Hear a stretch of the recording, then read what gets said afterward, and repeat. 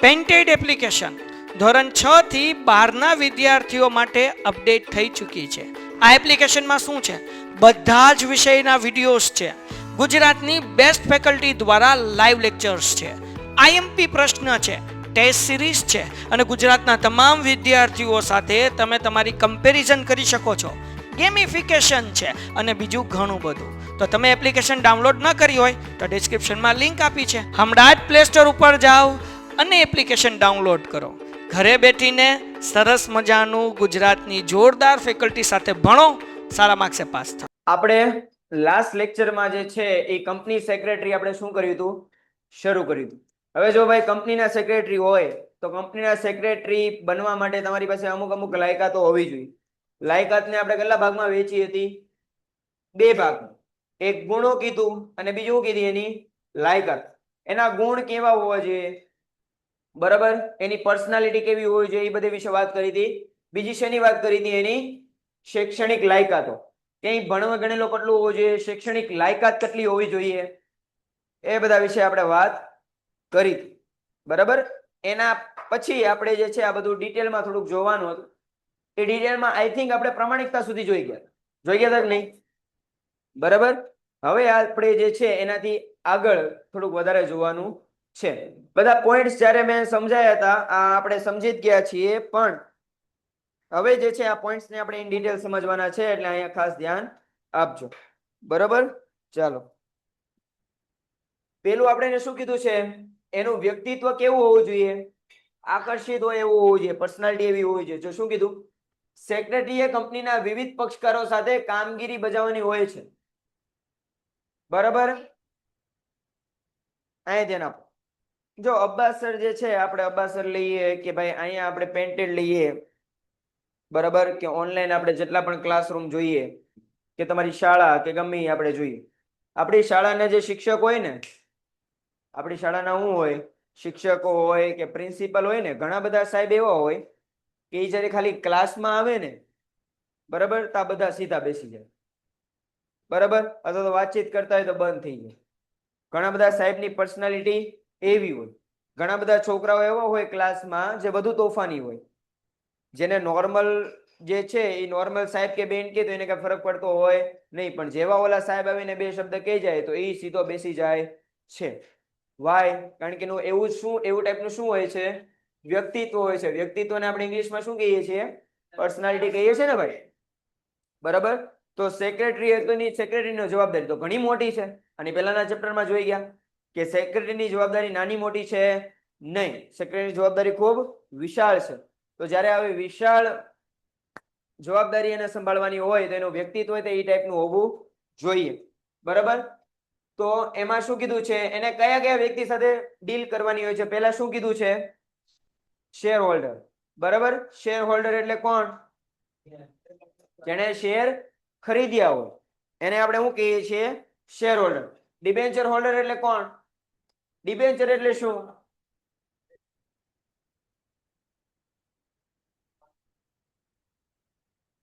અડધું સાચું છે. શું વેચવાનું?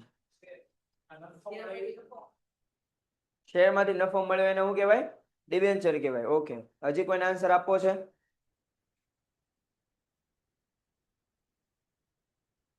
અહીંયા ધ્યાન આપજો. ઓકે. તમારામાંથી કોઈને ખબર છે કે ડિબેન્ચર કોને કહેવાય કે ડિબેન્ચર હોલ્ડર્સ કોને કહેવાય? ખબર હોય તો યસ લખો, ન ખબર હોય તો નો લખો. આને આપણે શું કહીએ છીએ? એક ટાઈપ ઓફ, શું કીધું આપણે આને?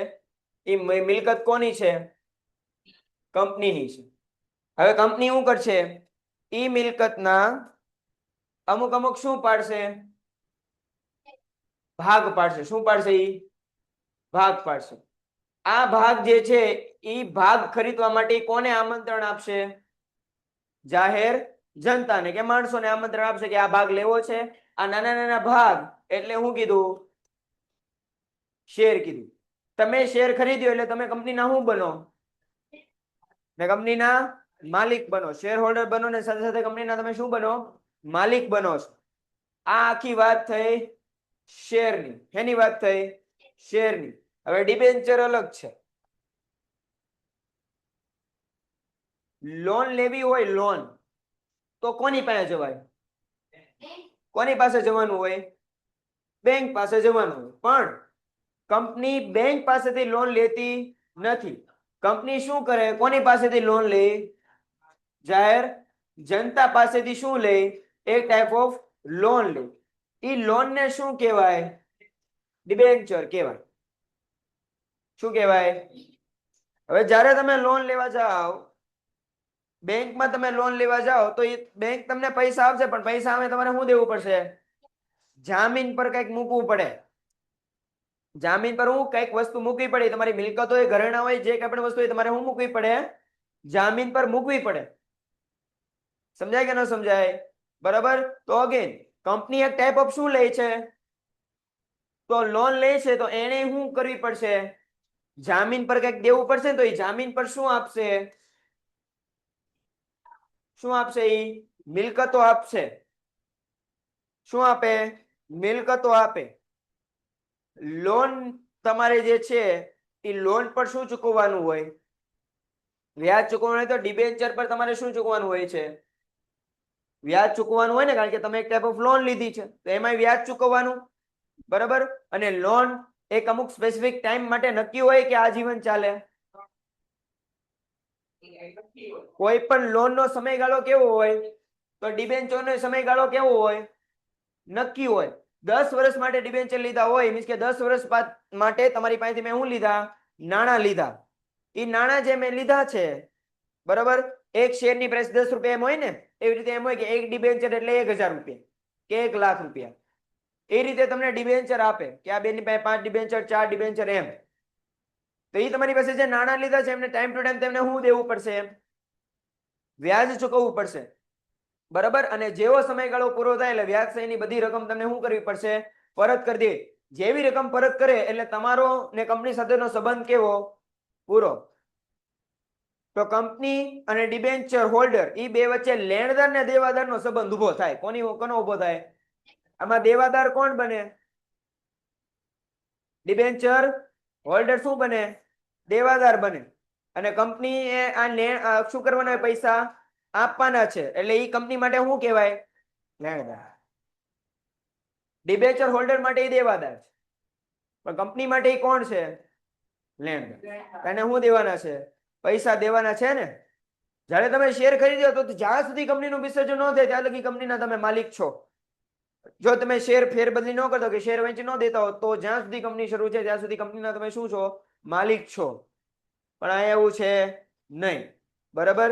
સમજાણું કે ન સમજાણું? એટલે આને ડિબેન્ચર કહેવાય. 12મા ધોરણમાં હજી હમણાં જ ચેપ્ટર પૂરું કરીને આવ્યો છું. ડિબેન્ચર કરીને 3જું ચેપ્ટર આવે છે એસપી માં. બરાબર. 3જું ચેપ્ટર આવે છે એટલે હું તમને આ લોકો આ બાબત સમજાય એટલે તમને આગળ વાંધો ન આવે. ડિબેન્ચર જો એને કોની હારે વાતચીત કરવાની, કોને ટેકલ કરવાના? તો શેર હોલ્ડરને ટેકલ કરવાના, ડિબેન્ચર હોલ્ડરને જોવાના, સંચાલક મંડળની સભા બોલાવવાની, સરકારના સરકારી અધિકારીઓ કે કર્મચારીઓ હોય, સામાન્ય પ્રજાજનો હોય વગેરે સાથે શું કરવાની હોય? કામગીરી કરવાની હોય. તો નબળું વ્યક્તિત્વ ચાલે નહીં. એની પર્સનાલિટી કેવી હોવી જોઈએ? સ્ટ્રોંગ હોવી જોઈએ. અને બીજી કેવી હોવી જોઈએ? એટ્રેક્ટિવ હોવી જોઈએ, આકર્ષક હોવી જોઈએ. સાથે સાથે સરકારી વિભાગો છે, બેંક છે, નિષ્ણાત વ્યક્તિઓ છે. નિષ્ણાત વ્યક્તિઓ એટલે કેવા વ્યક્તિઓ? જે પોતાના ફિલ્ડમાં માસ્ટર હોય. બરાબર. જેને પીએચડી કર્યું હોય કે જેને બિઝનેસ કે ધંધા વિશે વધારે ખ્યાલ હોય, એની હારે જેમ તેમ વાત કરી શકાય ને, એની હારે જેમ તેમ ઊભું રહી શકાય નહીં. તો એવું વ્યક્તિત્વ હોવું જોઈએ. એનું વ્યક્તિત્વ સામા પક્ષને કેવું કરવું જોઈએ?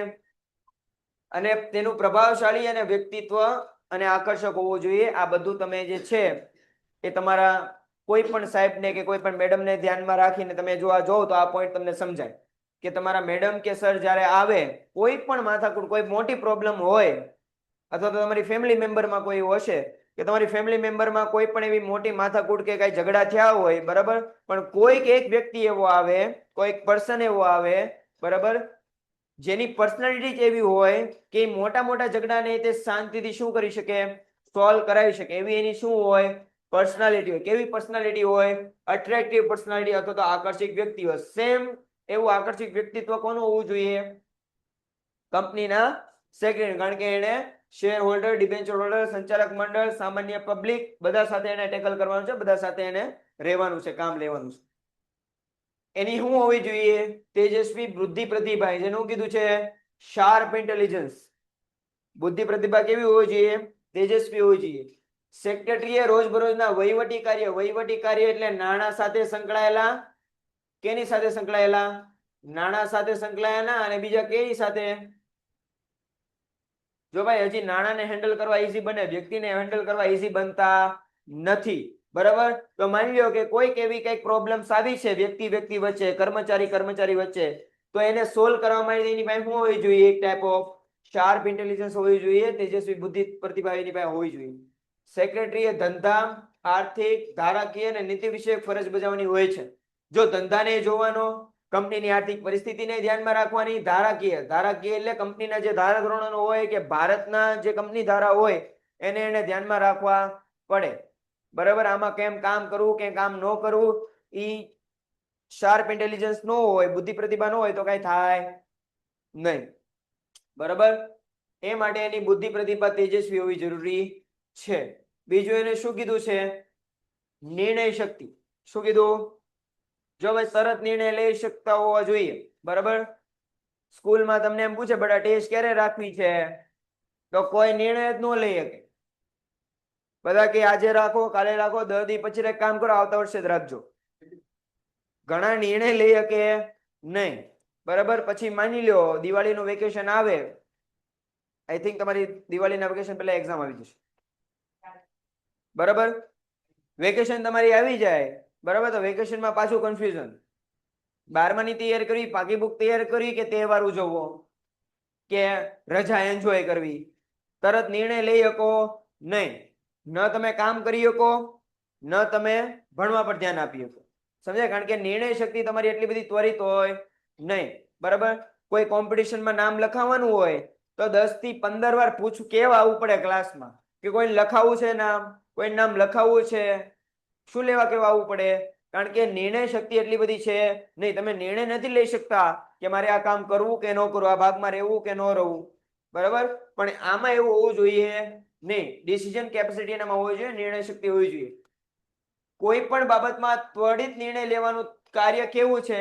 થોડુંક મુશ્કેલ છે. માની લો અચાનક બધું ઠીક ચાલતું હતું, અચાનક ખબર પડી, બરાબર, કે મેઇન આપણું જે ગોડાઉન છે એને આગ લાગી ગઈ છે, કે આ ભૂકંપ કે સુનામી આવવાને કારણે આપણી XYZ જગ્યાએ જે મિલકતો હતી એમાં નુકસાન થયું છે. તો એમાં શું કરવું? રોવા બેસવું? તો કંઈક તો કરવું પડશે ને. બરાબર? તો એવા અમુક ત્વરિત નિર્ણયો લેવાની એની પાસે શું હોવી જોઈએ? શક્તિ હોવી જોઈએ. કાર્ય કેવું છે? મુશ્કેલ છે. હવે આવી સડન સિચ્યુએશન તમારી પર આવી ગઈ, માની લો તમે કંપનીના સેક્રેટરી છો, તમારે બધું ધ્યાન રાખવાનું છે, તમે કઈ રીતે હેન્ડલ કરશો? તો એ તમારી પર બેઝ છે ને. નિર્ણય લઈ શકતા હોવા જોઈએ તમે. રોજબરોજનું કાર્ય સફળ રીતે થાય, વહીવટી કાર્ય, ઝડપથી નિર્ણય શક્તિ જરૂરી છે. જો સેક્રેટરી ઝડપી અને યોગ્ય નિર્ણય લે તો કંપનીનો શું બચે? સમય બચે, એના સાધને બચે, અને શું થાય? શક્તિનો બચાવ થાય. સમજાય કે ન સમજાય? બરાબર? નિર્ણય શક્તિ તમારી જેટલી સારી, બરાબર, એટલું તમારો સમય, શક્તિ અને સાધનોનો બચાવ થાય. બરાબર? નેક્સ્ટ શું કીધું? વિશ્લેષણ શક્તિ, એનાલિસિસ કરવું પડે. બજારમાં માની લ્યો, મને અત્યારે કહો તો બજારમાં પહેલાના ટાઈમમાં સાદા બિસ્કિટ પેલા વેચાતા, ક્રીમ વગરના. બજારમાં પેલા કેવા બિસ્કિટ વેચાતા? સાદા બિસ્કિટ વેચાતા, ક્રીમ વગરના બિસ્કિટ વેચાતા. બરાબર? માની લો કે જે કંપનીના સેક્રેટરી છો એ બિસ્કિટ બનાવે છે, બરાબર, પણ તમારે સતત ને સતત બજારનું શું કરવું પડતું રહેવું પડે? ધ્યાન રાખવું પડે કે બજારમાં હું ચેન્જ આવે છે, લોકોની પસંદગીમાં ચેન્જ આવી, તમારે શું કરવું પડે? સતત ને સતત એનું શું કરવું પડે? વિશ્લેષણ કરવું પડે, ધ્યાન રાખવું પડે. બરાબર? માની લો તમે વિશ્લેષણ કર્યું જ નહીં, બરાબર, ને તમે હજી સાદા બિસ્કિટના પાકીટ વેચો છો, તો તમારી બિસ્કિટના પાકીટ એટલી વધારે વેચાશે નહીં? વેચાશે. સાદા બિસ્કિટ એટલે આપણે જોઈએ પાર્લેજી, પણ સાદા બિસ્કિટમાં વેરાયટી આવી ગઈ છે, કાજુ બદામ વાળા, બરાબર, ડ્રાય નટ્સ વાળા, ઘણા બધા, ચોકો ચિપ્સ વાળા, ઘણું બધું વેરાયટી આવી ગઈ ને. કહેવાય તો સાદા બિસ્કિટ જ તે, ક્રીમ વગરના, તો એ વેરાયટી કેટલી છે? વાય? કારણ કે એને વિશ્લેષણ કર્યું ને જોયું કે પબ્લિકને શું જોઈએ છે, પબ્લિકને નવી નવી વસ્તુ જોઈએ છે. તો એ વિશ્લેષણ કરી શકતો હોવો જોઈએ. બજારની પરિસ્થિતિ ધ્યાનમાં એને બજારનું વિશ્લેષણ કરીને એમ ખબર પડી તો કે ભવિષ્યમાં મંદી આવવાની છે, આવનારા 2 વર્ષમાં શું આવવાની છે, મંદી આવવાની સંભાવના છે, તો અત્યારથી એને બધું પ્લાનિંગ કરવું પડશે ને કંપનીના મંદીના પ્રભાવથી બચાવવા માટે. એટલે વિશ્લેષણ શક્તિ એનામાં હોવી જોઈએ. સેક્રેટરીએ કંપની વતી કરાર કરવાનો હોય છે. આ સંદર્ભમાં જુદા જુદા પાસાનું શું કરવાનું, વિશ્લેષણ કરવાની ક્ષમતા હોવી જોઈએ. માની લો જે કંપનીએ જાન્યુઆરી 2020માં કરાર કર્યા હોય 5 વર્ષના, બરાબર, 5 વર્ષના કરાર કર્યા હોય અને તમને ખબર છે, મને ખબર છે કે માર્ચથી લોકડાઉન લાગી ગયું. માર્ચ 2020 થી શું લાગી ગયું હતું, લોકડાઉન લાગી ગયું હતું. તો હવે કંપની બંધ, બધું બંધ, તો કરવાનું શું? સમજાય કે ન સમજાય? હા, માની લો કે જો તમે એ રીતે બિઝનેસ કરી શકો તો ધેટ્સ વેરી ગુડ કે તમે ઓનલાઈન ચલાવી શકો. પણ માની લો કે તમે ઓનલાઈન બહુ વર્ક નથી કરતા, તમારું મેઇન કામ ઓફલાઈન સાથે જોડે, તો શું કરવાનું? બધે તો કર્ફ્યુ છે. હવે અભ્યાસ છે, તમે ને મેં કોઈએ નહોતું વિચાર્યું કે ગવર્મેન્ટે ઇવન નહોતું વિચાર્યું કે 2020માં આટલી મોટી પરિસ્થિતિ આવીને ઊભી રહી જશે. પણ આપણે કોરોનાને બાદ કરીએ તો એવા બિઝનેસ રિલેટેડ ઘણા અપ્સ એન્ડ ડાઉન્સ ચાલે, મંદી આવે, તેજી આવે. તો એ મુજબ જ્યારે તમે કરાર કરતા હો ત્યારે ધ્યાન રાખવાનું, કોઈ વહીવટી પ્રશ્ન ઊભા થાય તો છણાવટ એટલે શું કરવાનું? જોવાનું, નિરખવાનું, બરાબર, કયા કે બધા પાસાનો અભ્યાસ કરવાનો. દૂરોગામી પરિણામ એટલે કેવા પરિણામ? ખરાબ પરિણામ ન આવે આ બાબતોના, એવા નિર્ણય લેવાના. જો વિશ્લેષણ કરતા ન હોય તો ખોટો નિર્ણય લેવા જવાનો ભય રહે છે, બરાબર. આને જો અગેન ઈઝી લેંગ્વેજમાં તમે સમજાવું તો જ્યારે એક્ઝામ નજીક આવે ને, એક્ઝામને મહિનો 1.5 મહિનાની બોર્ડ એક્ઝામ તમે બધા દઈ દીધી છે. બોર્ડ એક્ઝામમાં તમે જો તો એક્ઝામ નજીક આવે ને ત્યારે મહિના 1.5 મહિના પહેલા તમે જે છે એ વિશ્લેષણ કરવા બેઠો કે મને શું નથી આવડતું, કયા ચેપ્ટર નથી આવડતા, કયો સબ્જેક્ટ નથી આવડતો. એ વિશ્લેષણ કરતા કરતા જ તે તમારો મોટા ભાગનો સમય વીવો જાય અને બોર્ડની પરીક્ષા આવીને ઊભી રહી જાય. એટલે વિશ્લેષણ તમારે યોગ્ય સમયે સ્ટાર્ટ કરી દેવું પડે. સમજાય કે ન સમજાય? હવે માની લો બોર્ડનો સમય આવી ગયો છે, એક્ઝામ આવી ગઈ ને તમે વિશ્લેષણ ખોટું કર્યું ને બોર્ડના પેપરમાં કંઈક બીજું આવ્યું, તો પરિણામ કેવો હોય છે કે નિર્ણય કેવા લેવાય જવાય? ખોટા લેવાય છે. નિર્ણય કેવો લેવાય જાય? જે ચેપ્ટર પર વધારે ફોકસ કરવાનું હતું એની પર ન કર્યું, બીજા ચેપ્ટર પર ફોકસ કરવા મળ્યો, તો બોર્ડમાં પ્રોબ્લેમ પડી ને બટા. એટલે આવું બની શકે, એટલે ધ્યાન રાખવાનું. બીજો કેવો હોવો જોઈએ? ઉત્સાહી હોવો જોઈએ. આગ લાગી ગઈ છે, ભૂકંપ આવી ગયો છે, નો ડાઉટ ખરાબ બાબત છે, પણ તમારે તમારા કર્મચારીઓનો મોટિવ ડાઉન થવા દેવાનો છે નહીં. માની લો કે બહુ મોટું કામ આવ્યું છે, બધા ટેન્શનમાં છે કે આ કામ કેમ કરશું, બધા ટેન્શનમાં હોય તો ત્યાં આવીને તમારે શું પૂરો પાડવાનો? સપોર્ટ પૂરો પાડવાનો. ઉત્સાહથી તમારે જવાનું હોય.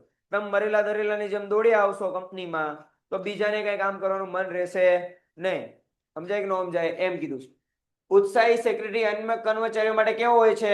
પ્રેરણારૂપ હોય છે. ધ્યાન રાખજો, 1 માર્કના ક્વેશ્ચનમાં આવી શકે કે ઉત્સાહી સેક્રેટરી અન્ય કર્મચારીઓ માટે કેવો હોય છે? પ્રેરણા સ્વરૂપ હોય છે. કારણ કે નિરુત્સાહી વ્યક્તિ કામને શું બનાવી દે? બોજ બનાવી દે.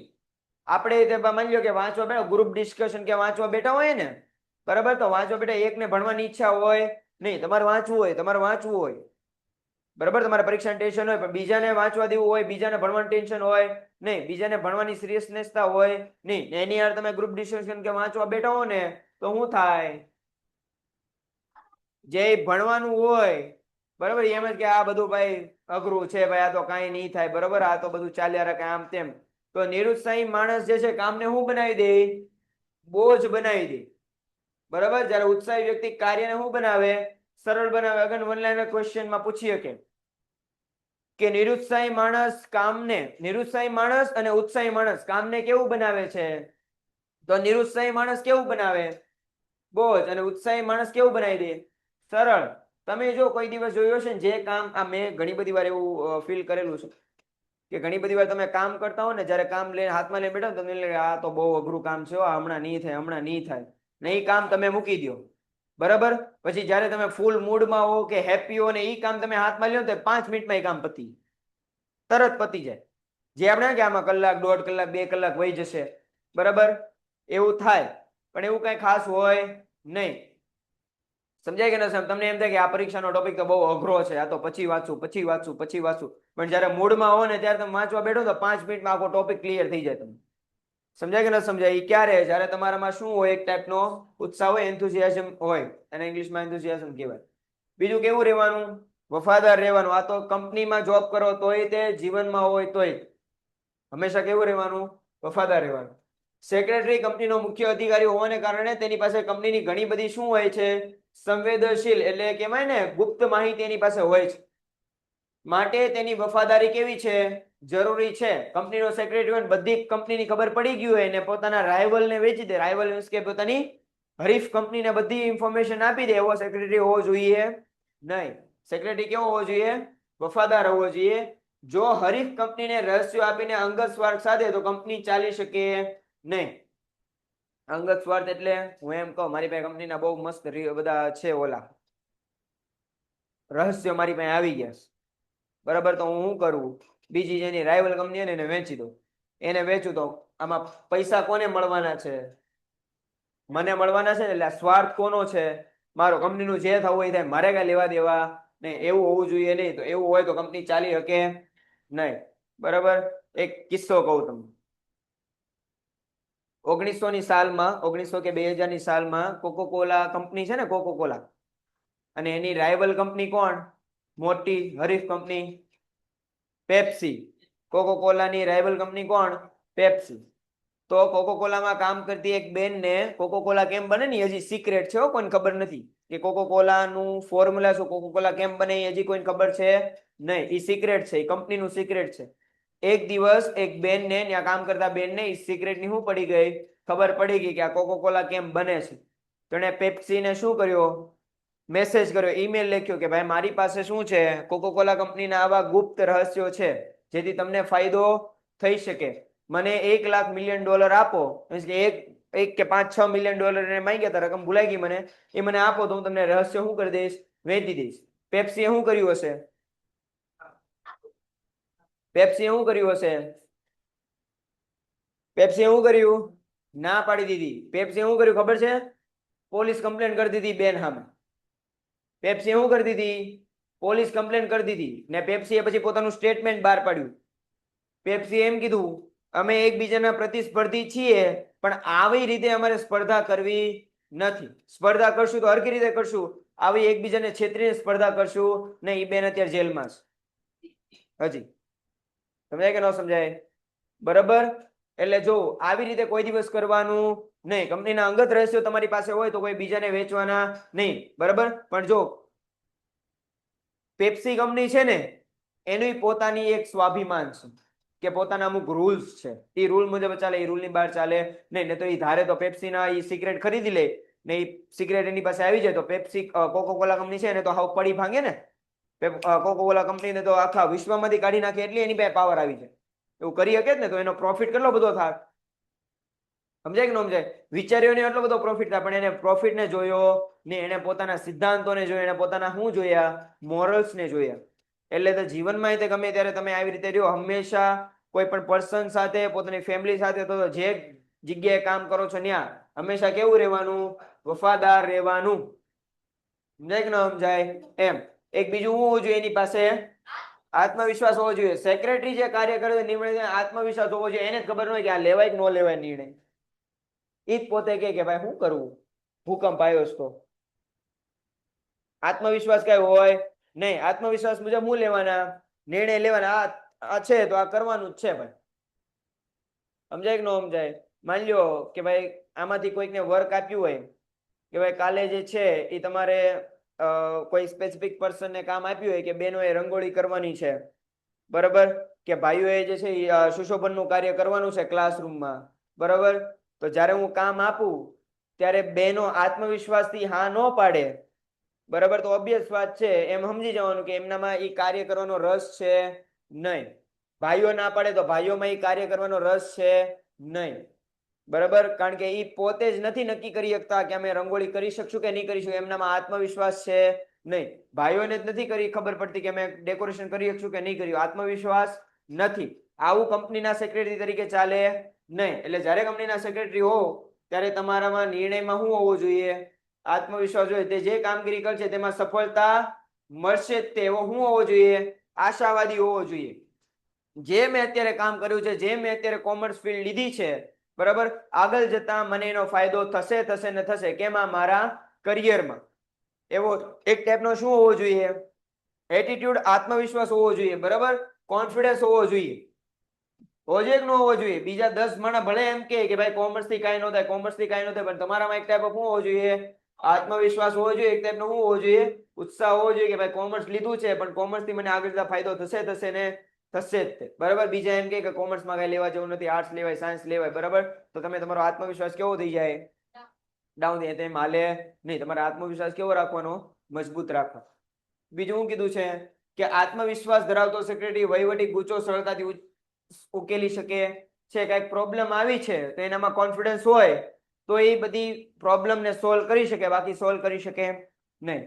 10મું કીધું છે કુનય અને ચપળતા.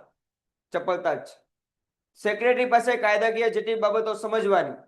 કાયદો અઘરો છે. 9મા ધોરણમાં 9મું ધોરણ તો 9મું ધોરણ તો વધારે, 9મા ધોરણમાં 8મું 9મું ચેપ્ટર આવતું કાયદાને લગતું, બરાબર. એક 9મું ચેપ્ટર છે તમારા મૂળભૂત હકો ફરજો. 9મા ધોરણમાં 9મું ચેપ્ટર આવતું મૂળભૂત હકો અને ફરજો. એ તમે જ્યારે ભણતા હો ત્યારે ઈઝી લાગે, પણ જ્યારે અમને ભણાવવામાં આવે, કોલેજ લેવલે ભણાવવામાં આવે ત્યારે થોડું કેવું થઈ જાય?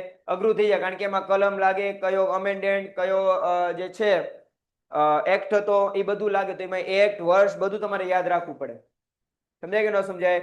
તો એવી કાયદાકીય જટિલ બાબતો સમજવા પેન્ટેડ એપ્લિકેશન ધોરણ 6 થી 12ના વિદ્યાર્થીઓ માટે અપડેટ થઈ ચૂકી છે. આ એપ્લિકેશનમાં શું છે? બધા જ વિષયના વિડીયોઝ છે. ગુજરાતની બેસ્ટ ફેકલ્ટી દ્વારા લાઈવ લેક્ચર્સ છે.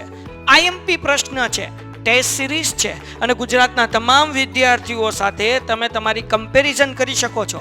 ગેમિફિકેશન છે અને બીજું ઘણું બધું. તો તમે એપ્લિકેશન ડાઉનલોડ ન કરી હોય તો ડિસ્ક્રિપ્શનમાં લિંક આપી છે. હમણાં જ પ્લે સ્ટોર ઉપર જાઓ અને એપ્લિકેશન ડાઉનલોડ કરો. ઘરે બેઠીને સરસ મજાનું ગુજરાતની જોરદાર ફેકલ્ટી સાથે ભણો, સારા માર્ક્સે પાસ થાઓ. એનામાં શું હોવી જોઈએ? કુને એટલે સમજણ શક્તિ હોવી જોઈએ. મુશ્કેલ સંજોગોને આશા બનાવવાની શું હોવી જોઈએ? કુને હોવી જોઈએ. ભાઈ અત્યારે ખરાબ પરિસ્થિતિ છે, કોરોના આવી ગયો છે, તો મંદી આવી ગઈ છે, તો એ મંદીથી બહાર કેમ આવવું? કર્મચારીઓને કેવી રીતે મોટિવેટેડ રાખવા કે કામ કરીએ કે નહીં? તો તમને એમ થાય મંદી છે, કાંઈ કમાઈ શકશું નહીં, કંપની કાંઈ હાલી શકશે નહીં, તો એમનામાં તમારે આત્મવિશ્વાસ ઉભો કરવાનો છે. આવી પરિસ્થિતિમાંથી બહાર કાઢવાના છે. તો આ મુશ્કેલ સંજોગોને સરળ બનાવવાની એની પાસે બુદ્ધિ ક્ષમતા હોવી જોઈએ. પોતાની આસપાસ શું બની રહ્યું છે, કેવા ફેરફાર થઈ રહ્યા છે, તેનો ખ્યાલ ચપળ વ્યક્તિને તરત આવી જાય. સમજાય કે ન સમજાય? બરાબર. તેનો ખ્યાલ ચપળ વ્યક્તિને તરત આવી જાય. કઈ રીતે?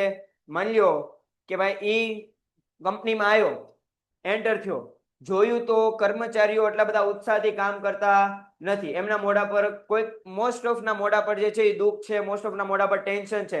એટલે આપોઆપ એને ખ્યાલ આવી જાય કે કંઈક પ્રોબ્લેમ છે. તો હવે પ્રોબ્લેમને સોલ્વ કરવાની શું કરશે? ટ્રાય કરશે કે શું પ્રોબ્લેમ છે ભાઈ, કેમ બધા આવી રીતે આમ છો, કેમ નિરુત્સાહી છો? પૂછો તો પ્રશ્નો આવે, પ્રશ્નોને હલ કરવા પડે તમારે, તો લોકો જે છે એ સારી રીતે કામ કરી શકે. દીર્ઘદર્શી એટલે ભવિષ્યનો વિચારક હોવો જોઈએ. સેક્રેટરી રોજબરોજના વહીવટી કાર્યો સાથે સંકળાયેલ હોય, પરંતુ તેને લીધેલા નિર્ણયો ભવિષ્યમાં અન્ય કયા કાર્યો પર અસર કરશે તે અણસાર વર્તમાનમાં આવો અણસાર એટલે એવો આભાસ થઈ જવો જોઈએ. મેં અત્યારે એમ નક્કી કર્યું કે આવતા મહિનાથી કર્મચારીઓનો જેટલો પગાર છે એમાં 30% પગાર હું ઘટાડી દઉં છું. એવો મેં નિર્ણય લીધો. કંપની નહીં, કારણ કે કંપની પાસે અત્યારે એટલો બધો નફો નથી કરતી, એટલે તમને પૈસા આપીએ કેમ છે નહીં. આ કારણોસર 30% તમારો પગાર કેવો કરી નાખ્યો? ઓછો કરી નાખ્યો. પણ પગાર ઓછો કર્યો તો ભવિષ્યમાં કર્મચારીઓ લગભગ કામ પર આવે નહીં, લગભગ જોબ મૂકી પણ દે. તો એવી દીર્ઘદર્શી એની પાસે હોવી જોઈએ. અગેન, જો કોઈ કંપની સાથે કરાર કર્યો છે, ઈ કરાર ભવિષ્યમાં મદદરૂપ થશે કે નહીં થાય, ભવિષ્યમાં ફાયદાકારક થશે કે નહીં થાય, એ જોવાની એની પાસે શું હોવી જોઈએ? દીર્ઘદ્રષ્ટિ હોવી જોઈએ. એટલે ભવિષ્યનું વિચારી શકતો હોવો જોઈએ કે આ જે કાંઈ પણ મેં નિર્ણય લઉં છું એની ભવિષ્યમાં અસર શું થશે એનો ખ્યાલ હોવો જોઈએ. બરાબર. માની લ્યો અત્યારે હું શાંતિથી બેઠો હોઉં, બરાબર, અત્યારે હું તમને જેમ ફાવે એમ તમને ભણાવું, બરાબર, પણ મુશ્કેલી ક્યારે આવશે? ભવિષ્યમાં. કોને આવશે? તમને આવશે ને મને આવશે. કઈ રીતે? તમને કઈ રીતે પ્રોબ્લેમ આવે કે પરીક્ષામાં તમને આવડશે નહીં, રિઝલ્ટ આવશે નહીં, રિઝલ્ટ નહીં આવે, રિઝલ્ટ નબળું આવે, બરાબર? તો બની શકે મને મારી જોબ તે મૂકવી પડે. તો પ્રોબ્લેમ બંનેને થશે, બરાબર? એટલે એવું કરાય નહીં. ઇવન ભવિષ્યમાં તમારા સામાજિક જીવનમાં તે તમે અત્યારે જે કંઈ પણ નિર્ણય લ્યો છો ને એની ભવિષ્યમાં કેવી અસર આવશે ને એ તમને ખ્યાલ હોવી જોઈએ. તમારે ભવિષ્યનું વિચારીને અત્યારે નિર્ણયો લેવા જોઈએ. તમે અત્યારે તમને મમ્મીએ 100 રૂપિયા આપ્યા હોય ને આજે 100 રૂપિયા તમે ઉડાડી દો, બરાબર? અને પછી આગળ 2-4 દિવસ જાય અને પૈસાની જરૂર પડે ત્યારે તમને ખ્યાલ આવે કે 100 રૂપિયા જેમ તેમ ન વાપર્યા હોત ને તો સારું. પણ જ્યારે તમારા હાથમાં પૈસા આવે છે ત્યારે તમારે વિચારવાનું કે ભાઈ ભવિષ્યમાં મને અચાનક જરૂરિયાત આવશે તો મારે આ પૈસાનો ન્યા ઉપયોગ કરવો પડશે, એટલે અત્યારે પૈસા સમજી વિચારીને વાપરવા પડશે. સમજાય કે ન સમજાય? એવી દીર્ઘદ્રષ્ટિ જે છે કોની પાસે હોવી જોઈએ? સેક્રેટરી પાસે હોવી જોઈએ. નેતાગીરી કરતો હોવો જોઈએ ભાઈ. ઓબ્વિયસ વાત છે, એની જવાબદાર અધિકારી છે, એના હાથ નીચે ઘણા બધા કર્મચારીઓ કામ કરતા હોય એટલે ભાઈ કંઈક નવું કંઈક અપ્લાય થયું હોય તો કર્મચારીને એમ થાય કે હવે આ કામ કેમ કરશું અમે, અમારી પ્રોબ્લેમનું સોલ્યુશન કેમ આવશે? તો એ બધું કરવા માટે એની પાસે શું હોવી જોઈએ? લીડરશિપ હોવી જોઈએ, નેતાગીરી હોવી જોઈએ કે એ લીડરશિપ કરી શકે, પોતાના કર્મચારીઓને સંભાળી શકે, અથવા તો જે કાંઈ પણ સિચ્યુએશન આવી હોય એને શું કરી શકે? હેન્ડલ કરી શકે, ટેકલ કરી શકે.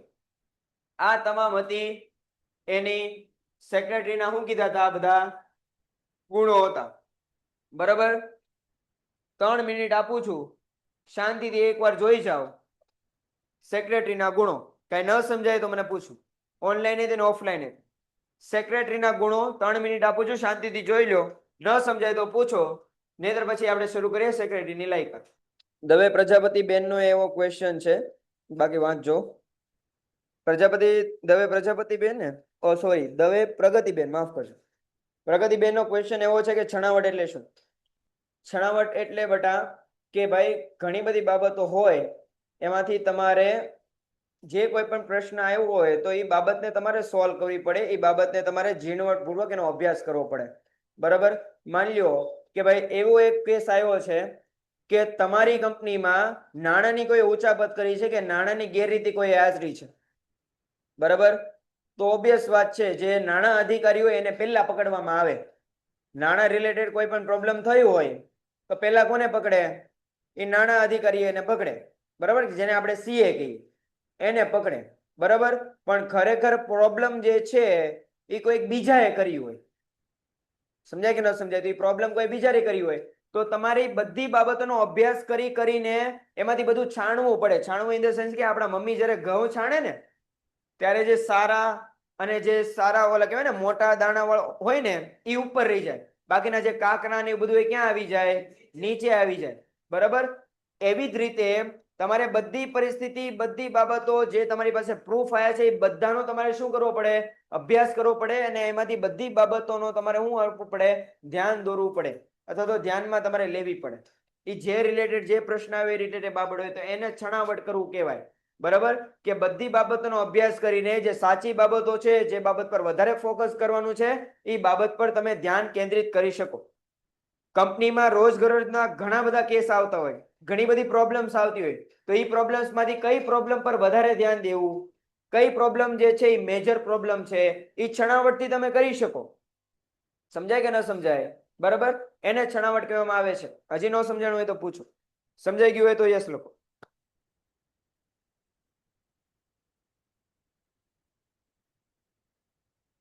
ઓકે, ચાલો હવે આપણે શું ભણશું? સેક્રેટરીની લાયકાત. પેલી કઈ લાયકાત કીધી છે? શૈક્ષણિક લાયકાત. ધી મોસ્ટ એમપી 4 માર્ક 5 માર્કના ક્વેશ્ચનમાં 2 માંથી એક આવશે ને આવશે. કાં તો સેક્રેટરીની ગુણો જણાવો, કાં તો સેક્રેટરીના લાયકાતો જણાવો. સેક્રેટરી પાસે institute of company secretary of ઇન્ડિયાનું પ્રમાણપત્ર હોવું જોઈએ, જેને આપણે શું કહીએ છીએ?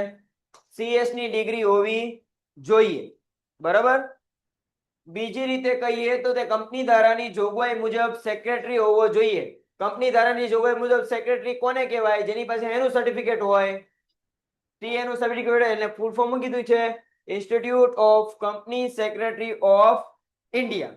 એનું ઓલું હોય સર્ટિફિકેટ, એટલે ઈ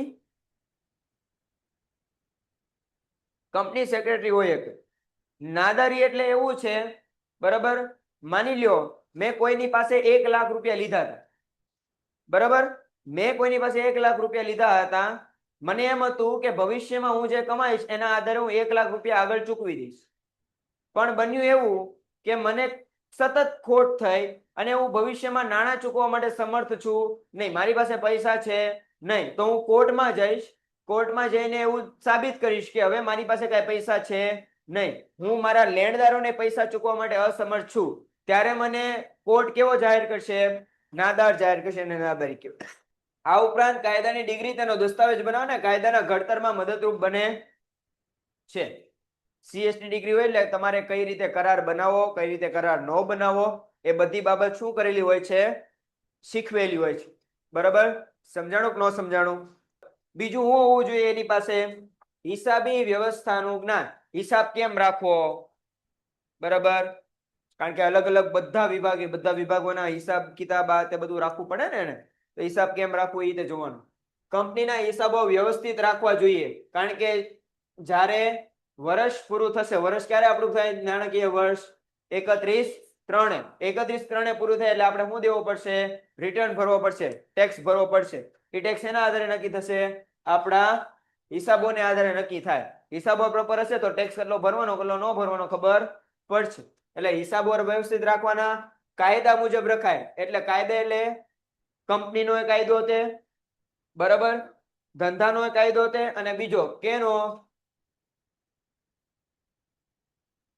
નામાના મૂળ તત્વના પોતાના શું હોય? નિયમો હોય, એ મુજબ લખાવવું જોઈએ. સમયસર શું થવું જોઈએ? ઓડિટ એટલે શું?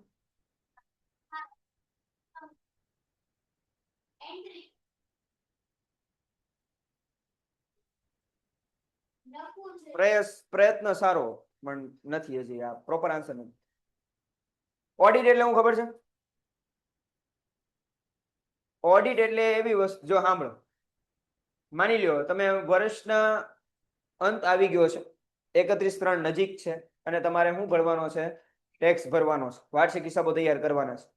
હવે બધા હિસાબો તમે ટાઈમ ટુ ટાઈમ લખ્યા હોય, પણ આ હિસાબો પ્રોપર લખાયા છે કે નહીં? જ્યાં લખાવા જોઈએ ત્યાં જ લખાયા છે કે નહીં? અથવા તો જે વ્યવહારો કરવામાં આવ્યા છે એ પ્રોપર રીતે થયેલા છે કે નહીં? બરાબર, એ જોવાનું કામ કોનું? જો કંપની પાસે અલગ ઓલો હોય જ તે સીએ હોય જ તે, પણ ઓડિટરની સ્પેશિયલ નિમણૂક કરવામાં આવે. એ ઓડિટર શું કરે કે જે આ હિસાબો લખાયા છે એ પ્રોપર લખાણા છે કે નથી લખાણા? માની લો કે એક બિલ પરથી વ્યવહાર આવ્યો કે ભાઈ રમણભાઈને 10,000 નો માલ વેચ્યો, બરાબર, તો એ રમણભાઈને વેચ્યો હશે, બરાબર, તો બિલ તો દીધું હશે ને, તો એ બિલ મુજબ પ્રોપર છે કે નહીં? બિલ તો હોવું જોઈએ કે ન હોવું જોઈએ? એ મુજબ લખાણા છે કે નથી લખાણા? એ બધું કામ જોવાનું કોણ છે?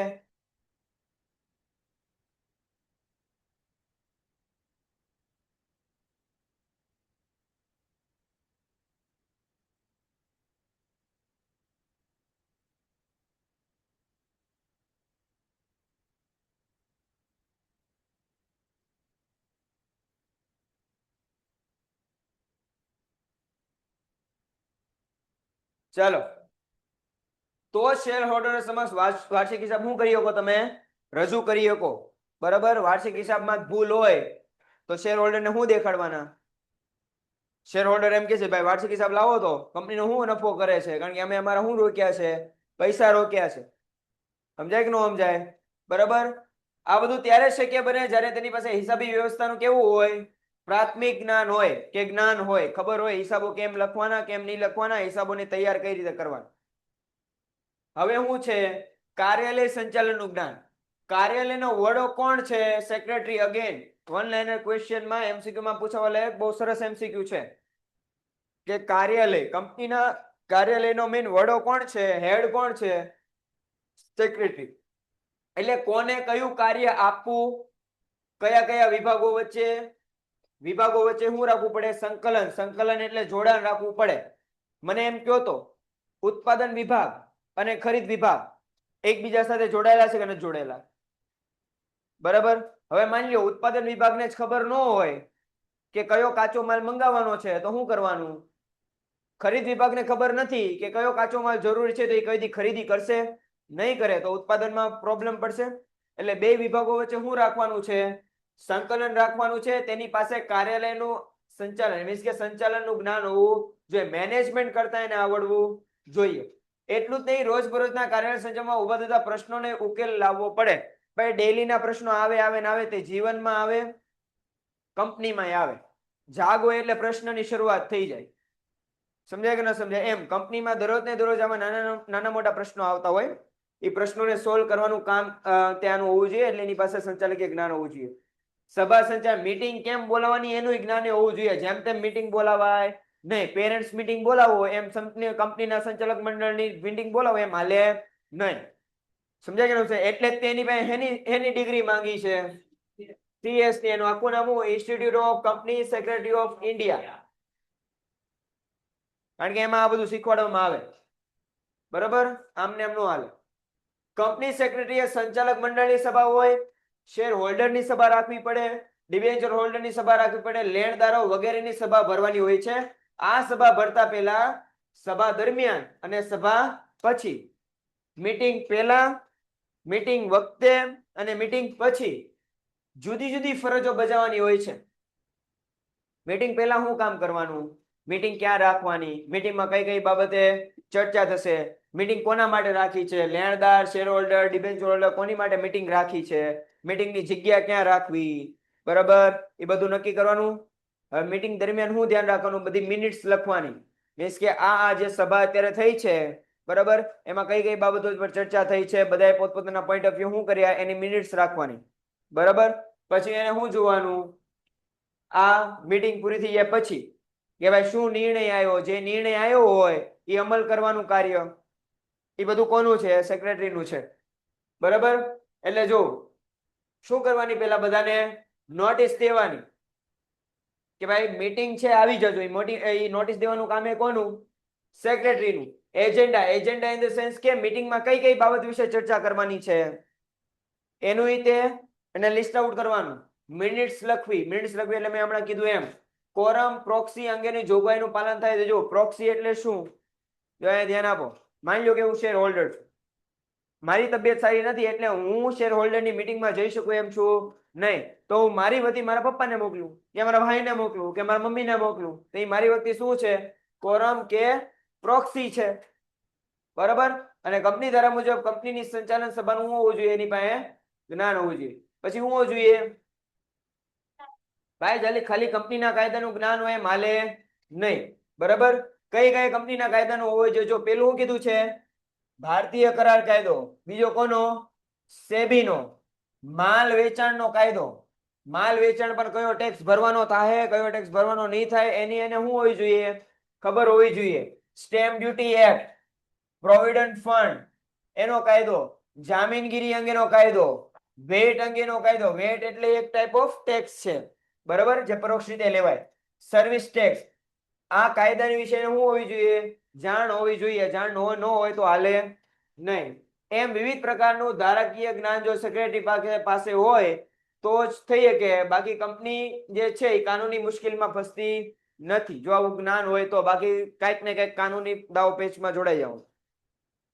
તમને ખબર જ નથી કે અમે જે વસ્તુનું વેચાણ કરીએ છીએ એમાં કયો ટેક્સ ભરવો પડે, તો તમે બહાર વસ્તુ વેચો છો, વિદેશમાં વસ્તુ વેચો તો તમારે કયો ટેક્સ ભરવાનો તમને ખ્યાલ જ નથી. સેબીના નિયમ શું કહે છે એ તમને ખ્યાલ જ નથી. ભારતીય કરાર કાયદો તો ખબર જ નથી, તો કેમ હાલે કંપની? એટલે જ આગળ કીધું એની ડિગ્રી હોવી જોઈએ. આ બધું એમાં શીખવાડ્યો. જેને ભણવું હોય ને, જેને એમ થાય ને કે આ એમ સેક્રેટરી તરીકે હું કામ કરી એકવાર સક્ષમ છું, તો જોજો આમાં હું આનો સિલેબસ આખો જોજો એકવાર. બીજું કીધું છે આર્થિક અને રાજકીય પ્રવાહનું જ્ઞાન. ભાઈ મંદી આવે છે કે તેજી આવે છે, ભરતી આવે છે કે ઓટ આવે છે, એ જોવું પડે. બરાબર? રાજકીય પ્રવાહનું જ્ઞાન. રાજકીય પ્રવાહનું જ્ઞાન ઇન ધ સેન્સ કે માની લો અત્યારની જે ગવર્મેન્ટ હોય, બરાબર, તમે જે બિઝનેસ કરો છો એ અત્યારની ગવર્મેન્ટ મુજબ એ બિઝનેસ લીગલ છે. જો ગવર્મેન્ટ બદલાઈ ગઈ અને જે નવી ગવર્મેન્ટ આવી એને એમ કીધું કે હવે જે આ ટાઈપનો જે બિઝનેસ કરતા હોય એ બિઝનેસ આખો કેવો થઈ ગયો? ઇલીગલ થઈ ગયો. તો શું કરવાનું? અગેન ઘણા બધા ધંધામાં માની લો એ નામની સરકાર હતી. કેવા નામની? એ નામની સરકાર હતી. એને એવું કીધું હતું કે જો તમે XYZ ધંધો કરતા હો તો અમુક અમુક સુવિધા સરકાર આપશે. એ પછી કહેવાય ને ટ્રાન્સપોર્ટેશનની હોય, વીજળીની હોય, પાણીની હોય, બધી સુવિધા કોણ આપશે? સરકાર આપશે. એવું કોઈ સરકાર કહેતી હતી? એ નામની સરકાર કહેતી હતી. પણ માની લો બી નામની સરકાર આવી અને એને એમ કીધું કે જે કઈ પણ સુવિધા એ નામની સરકાર આપતી હવે દેશું નહીં. તો હવે તો પ્રોબ્લેમ થઈ ગઈ ને. વીજળી ક્યાંથી લાવશું? પાણી ક્યાંથી લાવશું? ટ્રાન્સપોર્ટેશન ખર્ચ હવે કરવો પડશે.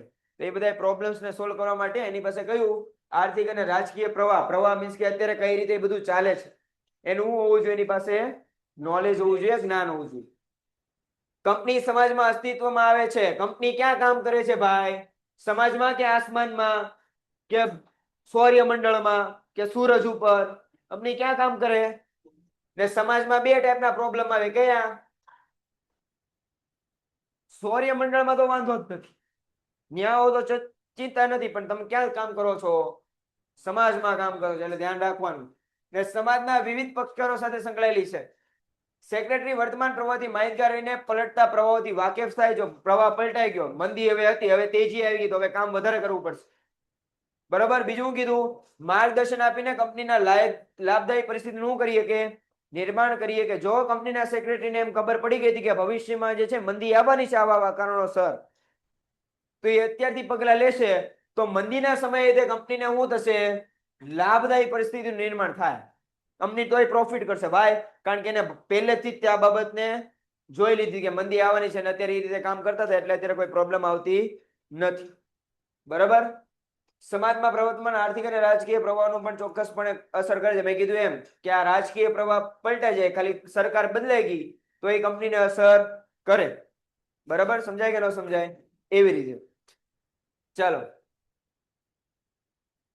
આજે જે છે આપણે આ 7 સુધી રાખશું. એક 7મો આજે ચલો ભણી લઈએ, બાકીનું આપણે પછી કરશું. ચાલો. સાંપ્રત સમસ્યાનું જ્ઞાન. સાંપ્રત એટલે શું? Current issue. કરંટ એટલે ઓલો ઈ કરંટ. તો એ કયો કરંટ? હાલનો કરંટ. હાલનું એમ કરંટ મીન્સ કે હાલનું, પ્રવર્તમાન. બરાબર. અત્યારે તમને ખબર જ નથી. ઓકે ચલો એક ક્વેશ્ચન પૂછે એટલે તમને હમણાં મને ખબર છે કે તમને કરંટ ખબર છે કે નથી ખબર. બરાબર. હમણાં જે છે જીએસટી ના સ્લેબમાં ચેન્જ થયો. બહુ સરસ. બહુ સરસ. ક્લેપ. ચલો એટલી ખ્યાલ છે. પણ યસ, કરંટ એટલે અચાનક આવેલી પરિસ્થિતિ કહી શકાય, પણ કરંટ નો મિનિંગ અલગ થાય, થોડોક અલગ થાય. બાકી સરખું જ છે, થોડોક મિનિંગ અલગ થાય. પ્રગતિબેન યસ, થોડોક મિનિંગ અલગ થશે.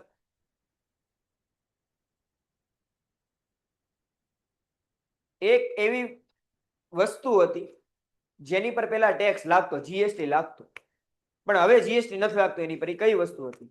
કયો વિભાગ હતો? ચલો ઓનલાઈન એક ક્વેશ્ચન એટલે ખબર પડી તમને કરંટ ઇશ્યુ ખબર છે કે નહીં. બરાબર. મને આન્સર આપો. પેલા જીએસટી વસ્તુ પર લાગતું, હવે એની પર લાગતું નથી. હવે એની પર ગવર્મેન્ટે 0% જીએસટી કરી નાખ્યું. કઈ વસ્તુ હતી?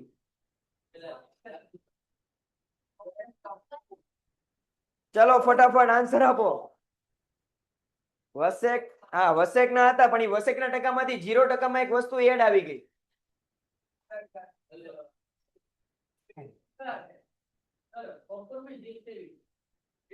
પણ એ ઓછું થઈ ગયું. ઓછું થઈ ગયું, ઘટી ગયું લગભગ. નથી ખબર. હેલ્થ ઇન્સ્યોરન્સ પર. કોની પર? બરાબર. હેલ્થ ઇન્સ્યોરન્સ પર પેલા જીએસટી લાગતું, પણ હવે જીએસટી લાગતું નથી. કોની પર? હેલ્થ. એટલે હવે હેલ્થ ઇન્સ્યોરન્સ લેવું કેવું થઈ ગયું? થોડુંક સસ્તું થઈ ગયું. કેવું થઈ ગયું? હવે ટેક્સ ભરવાનો થતો નથી એટલે વસ્તુ કેવી બને? સસ્તી બને. એટલે ગવર્મેન્ટ નો મુખ્ય હેતુ એ છે કે લોકો શું લેતા થાય? હેલ્થ ઇન્સ્યોરન્સ લેતા થાય. બરાબર. આ તમારી કરંટ. એટલે આવા સમસ્યાનું જ્ઞાન હોય. અત્યારે ક્યાં કયો એવો દેશ છે બરાબર જ્યાં અત્યારે રાજકીય ઉથાપતલ થઈ ગઈ છે? નેપાળ. ઓકે. નેપાળમાં રાજકીય ઉથાપતાકી થઈ ગઈ. નેપાળમાં કયા કારણોસર લોકોએ એટલો બધો આંદોલન કર્યું? ઓકે. મોસ્ટ ઓફ નું એક આપણે પોઈન્ટ આઉટ કરતા જઈએ. મારે આ બહુ સમસ્યા જાણવા જેવી છે.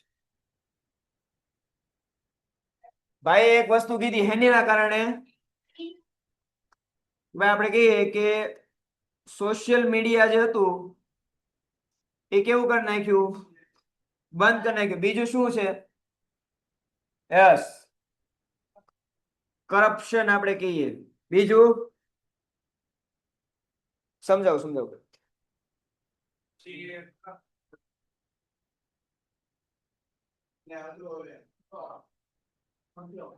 હા, થર્ડ કોઈને ખબર છે ઓનલાઈન?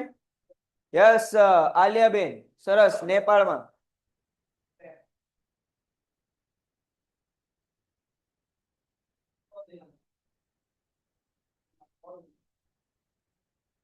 મોસ્ટ ઓફ અત્યારે તમને લોકોને કહી દઉં છું, મોસ્ટ ઓફ અત્યારે ન્યૂઝ ને મીડિયામાં એક જ વસ્તુ બહુ મોટા મોટા અક્ષરે લખીને આવે કે નેપાળમાં શું કર્યું, સોશિયલ મીડિયા બેન કર્યું ને એટલે નાના યુવાઓ ગાંડા થઈ ગયા.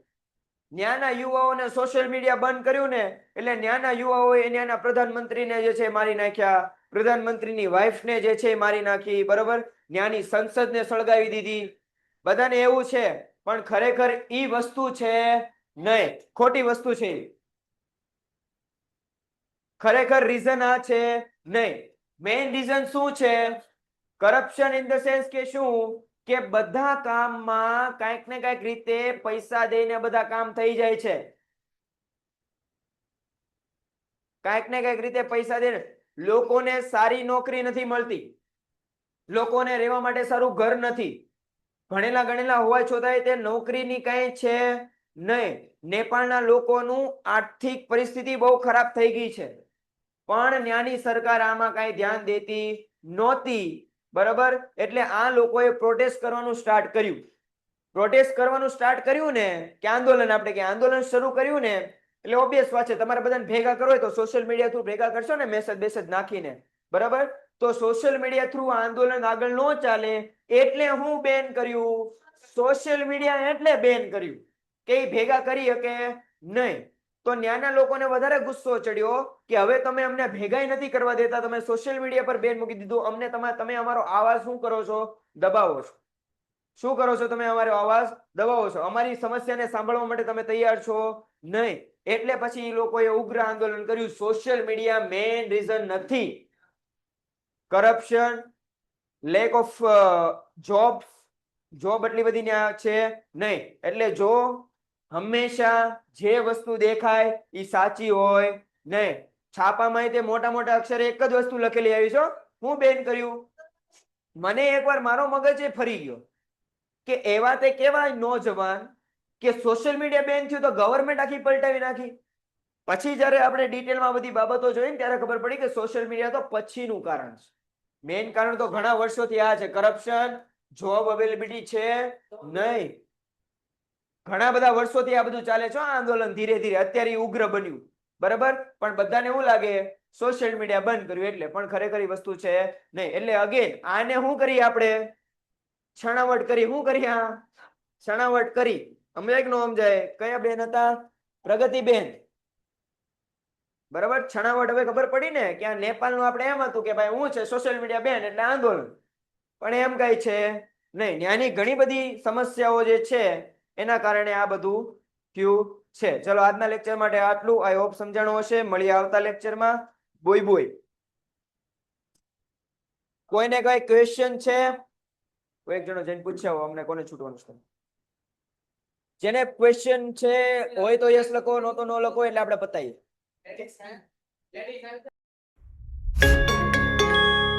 Painted, Painless Learning.